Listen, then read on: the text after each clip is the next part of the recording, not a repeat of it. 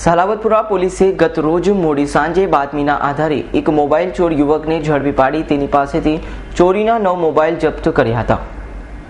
સલાબતપુરા પોલીસને બાતમી મળી હતી કે મિલેનિયમ માર્કેટ પાસે એક યુવક ચોરીના મોબાઈલ વેચવાની ફિરાકમાં ફરી રહ્યો છે, જે બાતમીના આધારે પોલીસે વોચ ગોઠવી બાતમીમાં વર્ણનવાળા યુવકને ઝડપી લીધો હતો। પોલીસે તેની પૂછપરછ કરતા તેને પોતાનું નામ શેખ ઇરફાન શેખ નૂર મોહમ્મદ હોવાનું જણાવ્યું હતું। પોલીસે તેની અંગ ઝડપી લેતા તેની પાસેથી અલગ અલગ કંપનીના કુલ 9 મોબાઈલ ફોન મળી આવ્યા હતા।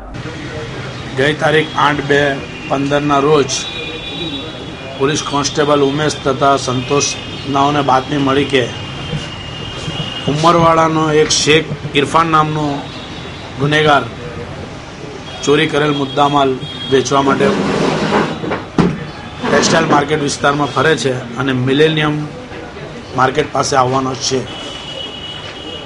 જે બાતમીના આધારે પોલીસ સ્ટાફના માણસો સાથે મિલેનિયમ માર્કેટ પાસે અમે તેની વોચમાં ઊભા હતા। તે દરમિયાન આ શેખ મોહમ્મદ ઇરફાન નૂર મોહમ્મદ ઉમરવાડા ટેનામેન્ટ નાઓ એણે પહેરેલ જે અમારા બાતમીદારે જે અમને હકીકત આપેલી એ વર્ણનવાળા કપડાં સાથે આવતા તેને પંચોની રૂબરૂમાં તેને ત્યાં જ રોકી લઈ તેના નામ ઠામની ખાતરી કરી તેની અંગ ઝડતી તથા તેના હાથમાંની થેલીમાં જોતા સેમસંગ ગેલેક્સી તેમજ સેમસંગ ડ્યુએસ તથા બીજા કુલ્લે 9 મોબાઈલ નાઓ સાથે તેને પકડી પાડેલ, જેથી પોલીસે તેના બિલો માંગી કકડાઈથી પૂછપરછ કરતા તે ભાગી પડ્યો હતો।